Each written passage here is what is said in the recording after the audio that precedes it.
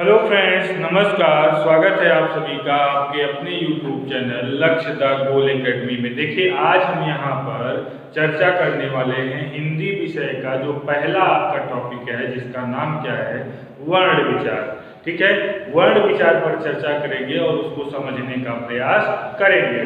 देखिए, यहाँ पर जो पहला जो प्रश्न आता है आपके सामने, वह प्रश्न क्या है कि भाषा की सबसे छोटी इकाई क्या होती है। तो समझेंगे तो यहाँ पर भाषा सबसे छोटी क्या जानना है इसकी भैया, इकाई जानना है हमको। क्या जानना है, इकाई क्या होती है, वह होती क्या है, तो हम बता देंगे कि क्या होती है भैया, वर्ण होती है। भाषा की सबसे छोटी इकाई वर्ण होती है। घबराइए नहीं, जो प्रश्न आपके मन में आया है उसका भी उत्तर हम दे देते हैं। क्या उत्तर होगा कि यहाँ पर दो प्रकार के प्रश्न बनते हैं, उसको भी समझ लेते हैं। क्या बनते हैं? पहला प्रश्न बनता है कि भाषा की सबसे छोटी लिखित इकाई क्या होती है। अगर हमसे पूछा जाएगा कि भाषा की सबसे छोटी लिखित इकाई क्या होती है, लिखित इकाई क्या होती है, तो हम क्या बता देंगे कि वर्ण होती है। क्या होती है? वर्ण होती है। और अगर हमसे यहाँ पर दूसरा प्रश्न पूछा जाएगा कि भाषा की सबसे छोटी श्रव्यात्मक इकाई क्या है, श्रव्यात्मक छोटी इकाई सबसे क्या है, श्रव्यात्मक सबसे छोटी इकाई क्या है, तो हम क्या बता देंगे, ध्वनि बता देंगे। क्या बता देंगे? ध्वनि बता देंगे। ठीक है ना। यहाँ पर दो प्रश्न, पहला प्रश्न भाषा की सबसे छोटी लिखित इकाई क्या है, तो हम बता देंगे वर्ण है। और हम बता देंगे कि हमसे फिर पूछा जाएगा कि भाषा की सबसे छोटी श्रव्यात्मक इकाई क्या है, तो हम क्या बता देंगे, ध्वनि बता देंगे। देखिए, टेट और सुपर टेट में इस प्रकार के प्रश्न पूछे जाते हैं, इसलिए इन प्रश्नों को हल करना क्या है, हमारे लिए आवश्यक है। क्योंकि हमारा टारगेट क्या है, हमारा लक्ष्य क्या है, 130 प्लस। ठीक है ना। अब देखिए, वर्ण और ध्वनि दोनों हो तो हम क्या करेंगे। मान लीजिए कभी कभी भाई आयोग है, कुछ भी प्रश्न दे देता है। पिछले कई सालों से हम देख रहे हैं, प्रश्नों को लेकर के समस्याएं हैं। तो यहाँ पर एक प्रश्न कई छात्र करते हैं कि मान लीजिए सर कि वर्ण और ध्वनि दोनों अगर ऑप्शन में हो तो हम किसको टिक करेंगे, तो हम टिक कर देंगे किसको भैया, ध्वनि को। ध्वनि को हम मान लेंगे क्या है, यह भाषा की सबसे छोटी इकाई है। किसी भी रूप में पूछेगा, अगर लिखित पूछा है तो वर्ण बता देंगे, और श्रव्यात्मक पूछा है तो क्या बता देंगे, ध्वनि बता देंगे। देखिए, अब प्रश्न यह है कि भाषा की सबसे बड़ी इकाई कौन सी होती है। ध्यान से सुनिएगा, मैंने क्या पूछा, भाषा की सबसे बड़ी इकाई क्या होती है, तो हम बता देंगे कि भाषा के सबसे बड़ी इकाई, यहाँ पर लिख देते हैं, सबसे बड़ी इकाई क्या है, सबसे बड़ी इकाई क्या होती है, तो वह होता है वाक्य। अभी दिखाते हैं कैसे होता है। देखिए, वह होता है क्या, वाक्य। आइए थोड़ा सा समझ लेते हैं, थोड़ा सा भाग है इसका, समझ लेते हैं। इस प्रकार के प्रश्न पूछे जाते हैं और हम परेशान होते हैं। कई बार हम कोर्ट तक पहुंच जाते हैं, फिर हमको पता चलता है कि हाँ भाई यहाँ पर हमसे चूक हो गई। ठीक है ना। तो यहाँ पर घबराना नहीं है, सभी प्रश्न आपको लक्ष्य द गोल एकेडमी के चैनल पर आपको देखने को मिलते रहेंगे। देखिए कैसे है, देखिए सबसे छोटी इकाई हमने कहा क्या है, वर्ण है। सबसे छोटी इकाई हमने क्या कहा, वर्ण है। फिर हमने कहा सबसे बड़ी इकाई क्या है, तो सबसे बड़ी इकाई होती है वाक्य। अगर नहीं याद होता है तो व से वर्ण, व से वाक्य। लेकिन वो ध्वनि वाला आप मत भूलिएगा कि श्रव्यात्मक पूछेगा तो हमको क्या बताना है, ध्वनि बताना है। और जब दोनों ऑप्शन में होगा तो हमको क्या बताना है, ध्वनि बताना है। लेकिन अगर यहाँ पर बात करें तो सबसे छोटी इकाई वर्ण और सबसे बड़ी इकाई क्या होता है, वाक्य होता है। अब इनके बीच में क्या आता है उसको थोड़ा सा हम समझ लेते हैं। देखिए, वर्ण के बाद आता है अक्षर। क्या आता है, अक्षर आता है। वर्ण के बाद क्या आता है, अक्षर आता है। फिर पद आता है। क्या आता है, पद आता है। फिर क्या आता है, उपबंध आता है। देखिए समझ लीजिए, कभी मान लीजिए क्रम ही पूछ ले कि वर्ण के बाद अक्षर, पद, उपबंध और वाक्य, इसको इधर उधर कर दे, ऊपर नीचे कर दे और आपसे पूछ ले कि क्रम में लगाइए, तो आप यहाँ पर सीख लीजिए इसको इसको कि पहले आएगा वर्ण, फिर आएगा अक्षर, फिर आएगा पद, फिर आएगा उपबंध और फिर आएगा क्या, वाक्य। देखिए इनको समझना जो बहुत ही जरूरी है।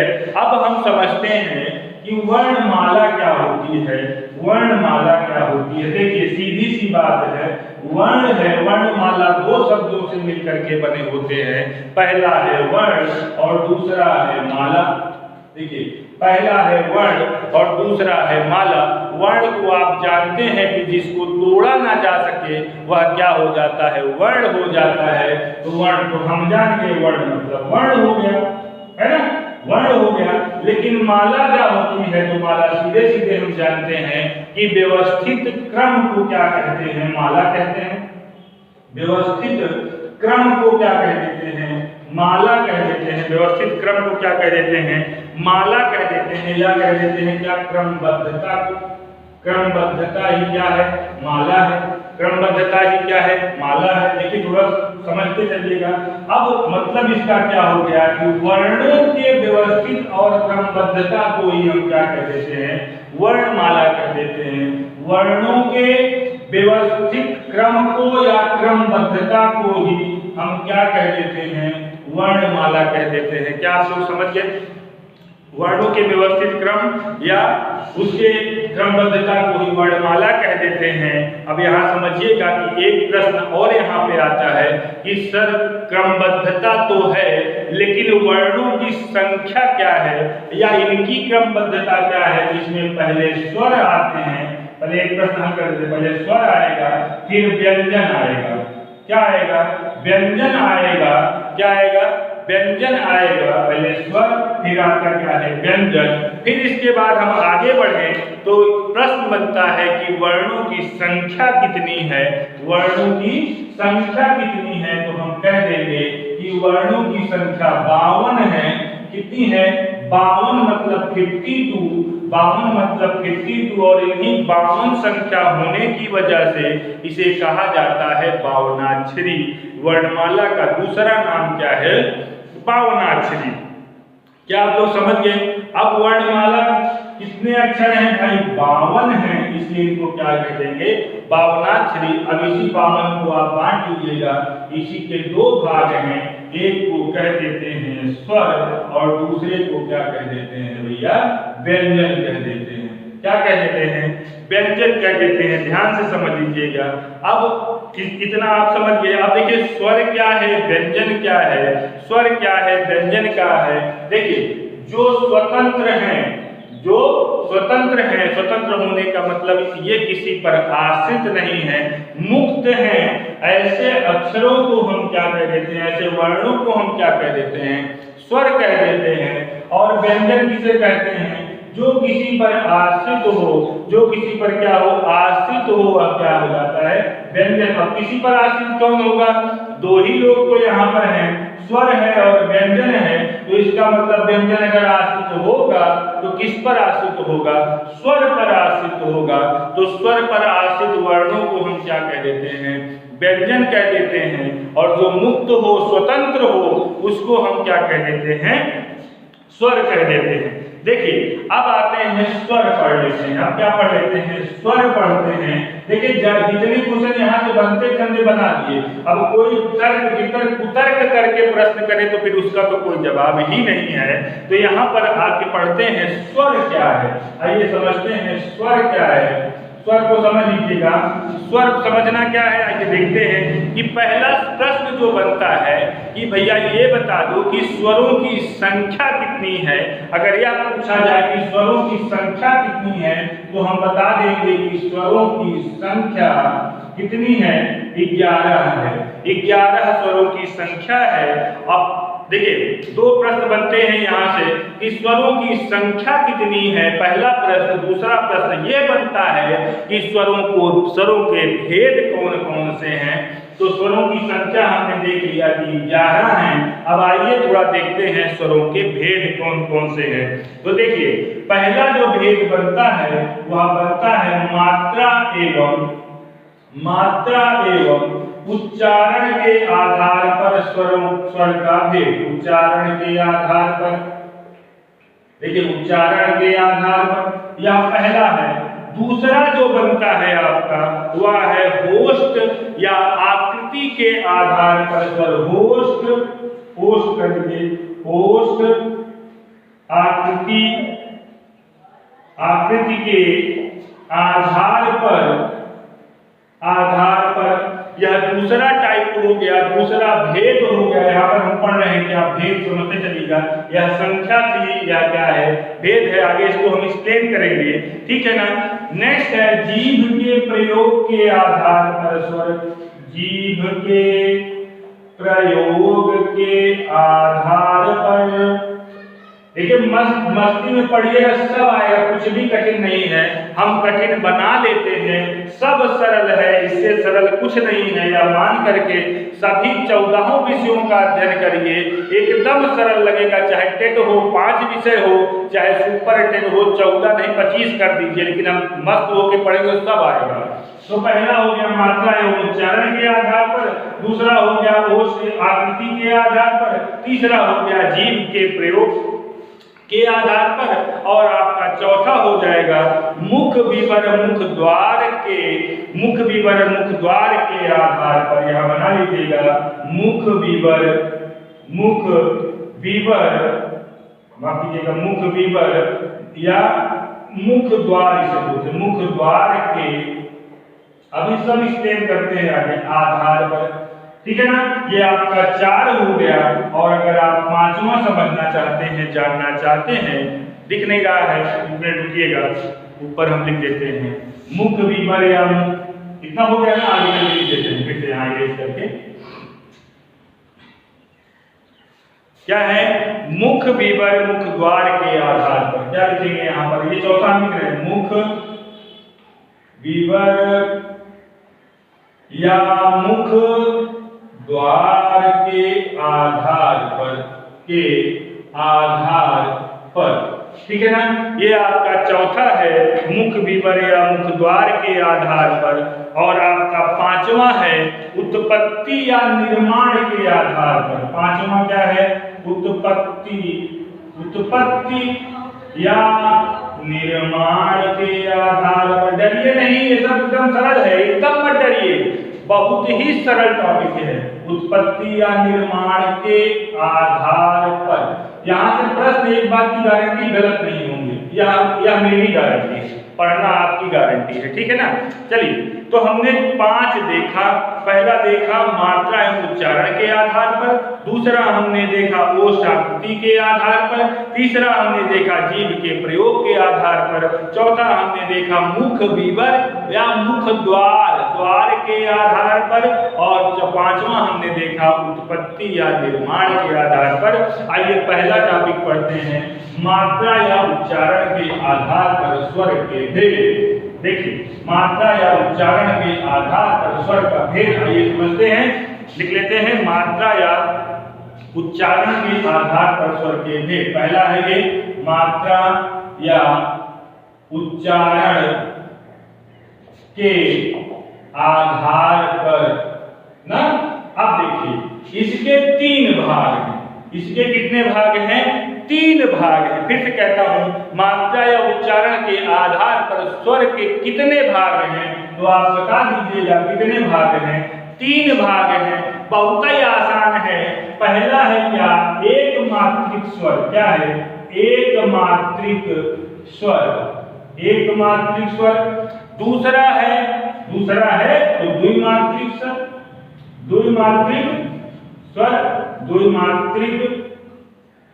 स्वर। और तीसरा इनसे भी आगे है, जिसे हम कह देते हैं क्या, प्लुत। क्या कह देते हैं, प्लुत। अब देखिए समझिएगा, एक मात्रिक है तो इसे हम क्या कह देंगे, लघु स्वर। क्या कह देंगे भाई, लघु स्वर, ठीक ना। एक मात्रिक है तो इसे हम क्या बोल देंगे, लघु बोल देंगे, या इसी को हम क्या बोल देंगे, ह्रस्व स्वर बोल देंगे। देखिए, ह्रस्व स्वर बोल देंगे, ठीक है ना, लघु या ह्रस्व बोल देंगे, अच्छा, द्विमात्रिक है तो क्या मतलब है भाई, लघु का अपोजिट क्या होगा, दीर्घ होगा। लघु का विलोम क्या होगा, दीर्घ होगा। क्या होगा, दीर्घ होगा, है ना। इसे क्या कह देते हैं, दीर्घ स्वर कह देते हैं, ठीक है ना। प्लुत तो आप जानते हैं प्लुत क्या है, ठीक है ना, आगे हम समझा देते हैं। प्लुत को ही कहते हैं क्या, त्रिमात्रिक स्वर।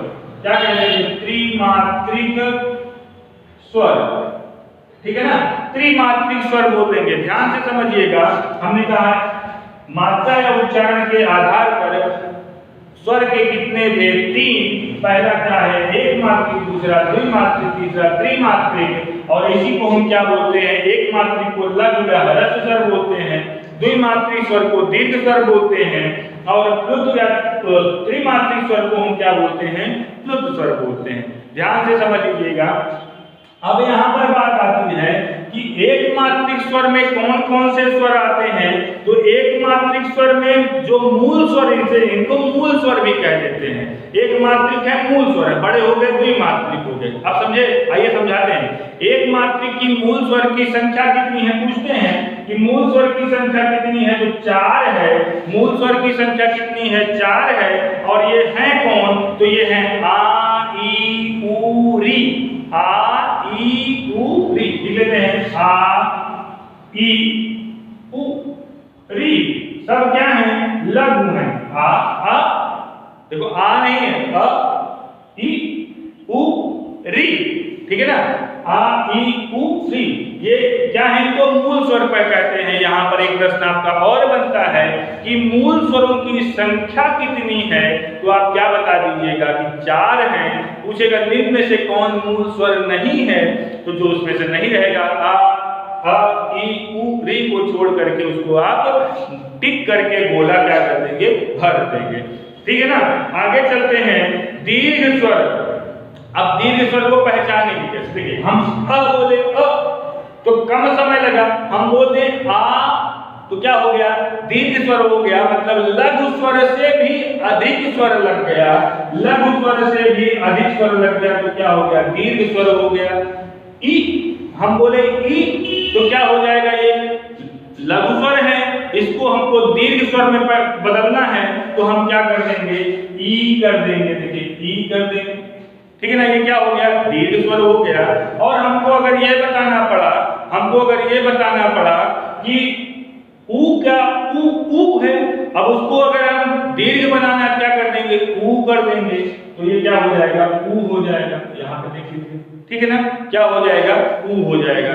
ये क्या हो गया, आपका दीर्घ स्वर हो गया। ये एक मात्रिक स्वर, द्विमात्रिक स्वर, प्लुत क्या हो। जब लघु एक मात्रिक स्वर से अधिक समय लगा बोलने में तो क्या हो गया, द्विमात्रिक हो गया या दीर्घ स्वर हो गया। और जब इससे भी ज्यादा समय लगे तो वह क्या हो जाता है, वह प्लुत हो जाता है या त्रिमात्रिक स्वर हो जाता है। ज्यादातर इसका इस्तेमाल रोने, गाने, चिल्लाने या किसी को बुलाने में हम प्रयोग करते हैं, ठीक है ना।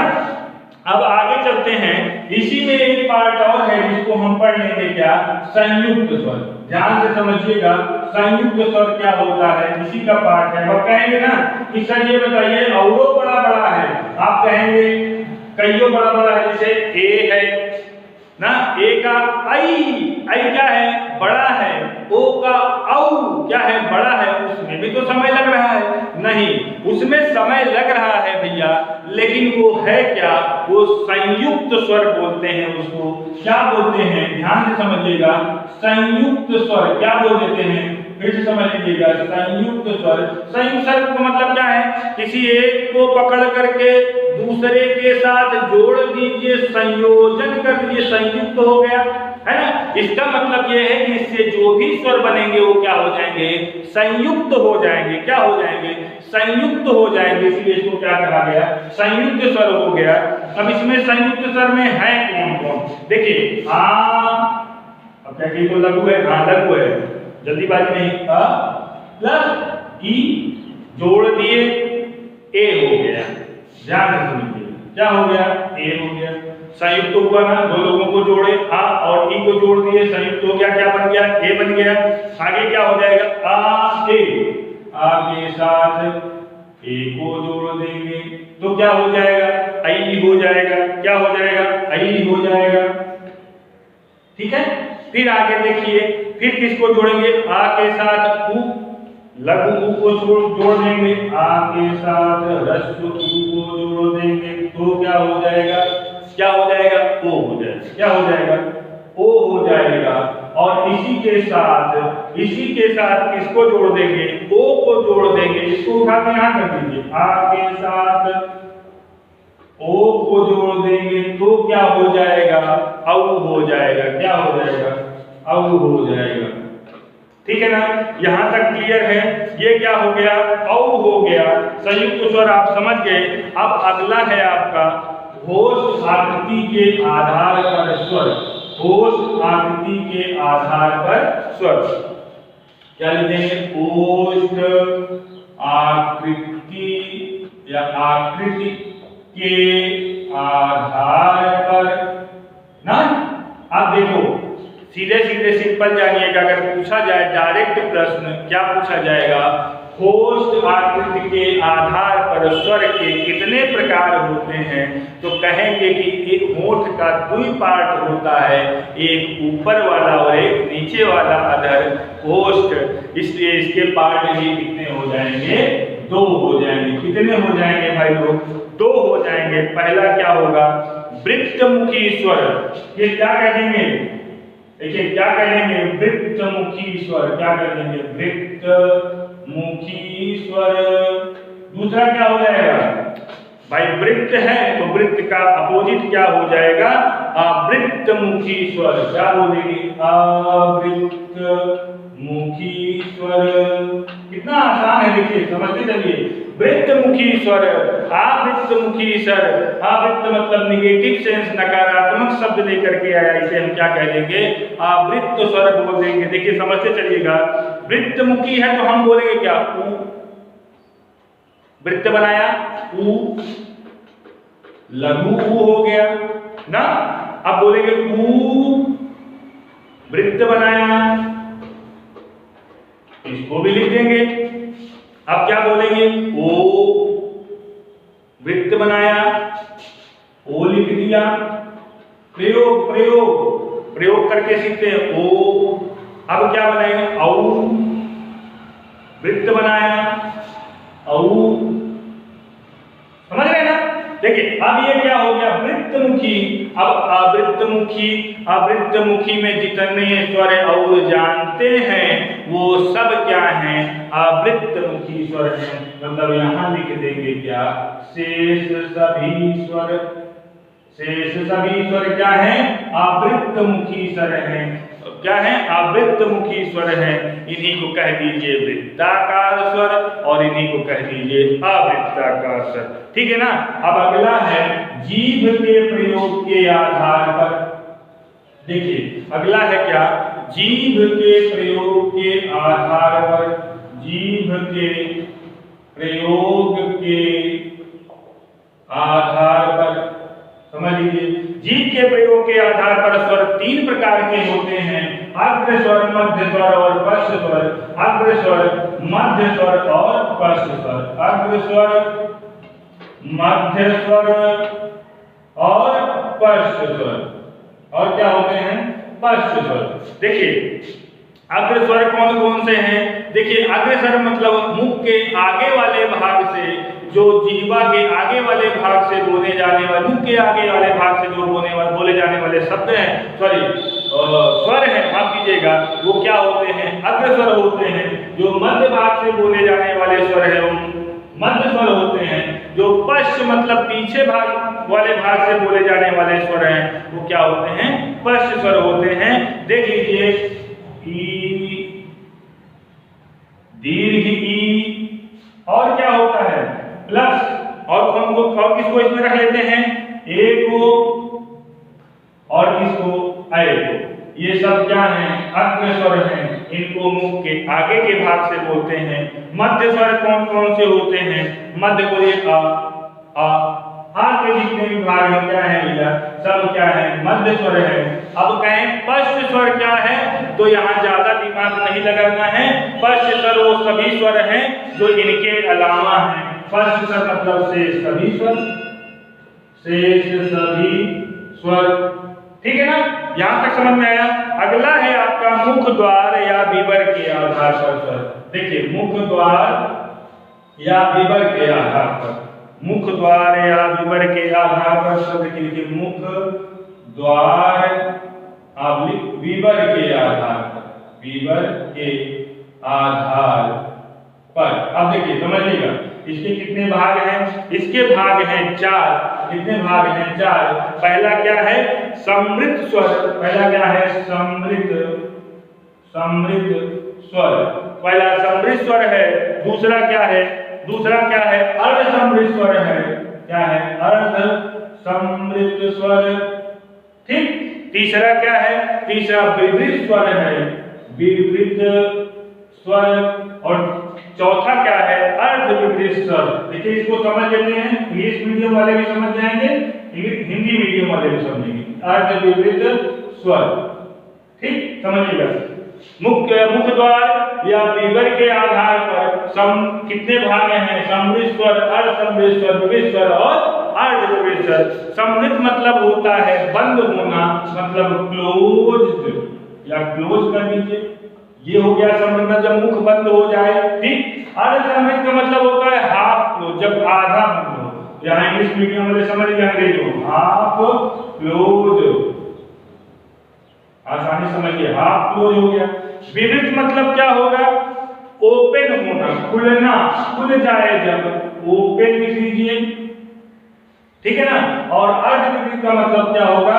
हाफ ओपन, है ना, हाफ ओपन। ठीक। ये क्या है? ये स्वर के भेद हैं किसके आधार पर? मुख द्वार या विवर के आधार पर। ठीक है ना। देखिए अब क्या होगा, इसमें जो समृद्ध है, क्लोज है, इसे ई बोलिए, ई। देखिए मुख बंद है, ई, मुख बंद, ई, मुख बंद है तो क्या हो जाएगा? ई। फिर क्या होगा? ई हो जाएगा। इसका दोनों भाग लघु और दीर्घ दोनों दिख नहीं रहा है, एक मिनट रुकिएगा, यहाँ दिखते हैं, रुकिए, ये आप स्क्रीनशॉट ले सकते हैं। ठीक है ना, ले लीजिए। देखिए यहां से आप देखिएगा, समृद्ध स्वर में ई, ये हो गया लघु, फिर दीर्घी, ठीक ना। फिर क्या होगा? उ, और ये क्या होगा? दीर्घ। इतना हो गया। फिर क्या होगा? इसमें क्या अर्ध समृद्ध में, क्या अर्ध समृद्ध में क्या बोलेंगे? ए ओ, ए और ओ, ये क्या है? अर्ध समृद्ध स्वर है। इनको बोलने पर क्या होगा? इनको बोलने पर मुख का द्वार आधा बंद होगा, आधा बंद होगा। चलिए आगे क्या है? ओपन। ओपन मतलब क्या हो गया? विवृत स्वर। ये क्या हो जाएगा? आ, दिख रहा है? हाँ, आ हो जाएगा। ये क्या हो जाएगा? विवृत स्वर। और अर्ध विवृत स्वर जो शेष बचेगा इसके अलावा वो सब क्या है? अर्ध विवृत स्वर है, शेष सभी। देखिए अब यहाँ पर ये 4 हो गए। अब आपका पांचवा आप कहेंगे सर उत्पत्ति एवं रचना के आधार पर। उत्पत्ति एवं रचना के आधार पर वही सभी स्वर हैं जो आपने पहले पार्ट में देखा था, जिसका नाम क्या था? मात्रा या उच्चारण के आधार पर। बस उसमें आपको संयुक्त स्वर आपने जोड़ करके रख देना है, वही क्या हो जाएगा? उत्पत्ति या निर्माण के आधार पर स्वर। देखिए ये वीडियो अगर आपको पसंद आया हो, लगा हो कि सर ने कुछ पढ़ाया है, आपको समझ में आया है, तो आप चैनल को जरूर सब्सक्राइब कर लीजिएगा और वीडियो को लाइक कर दीजिएगा। हमारा केवल और केवल एक जो लक्ष्य है वो क्या है? 130 प्लस, वह चाहे यूपी टेट हो या सुपर टेट हो, इससे ज्यादा नहीं या इससे कम हमें स्वीकार नहीं है। ठीक है ना। ये अगर वीडियो आपको पसंद आया हो तो आप लाइक करिएगा, शेयर करिएगा और चैनल को सब्सक्राइब कर लीजिएगा। हमारे यहाँ पेड वीडियो बहुत जल्द से जल्द स्टार्ट होने वाले हैं। यूपी टीजीटी पीजीटी का पेड वीडियो अभी चल रहा है और यूपी टेट और सुपर टेट के पेड वीडियो बहुत जल्दी मिलने वाले हैं आपको। तो अगर पेड वीडियोज आपको चाहिए और लगे कि हाँ कुछ समझ में आएगा इस चैनल से, तो आप प्लीज नीचे दिए गए डिस्क्रिप्शन बॉक्स में जो नंबर दिया गया है उस पर आप संपर्क कर लें और वहां से आप पेड वीडियो प्राप्त कर सकते हैं। Thank you so much.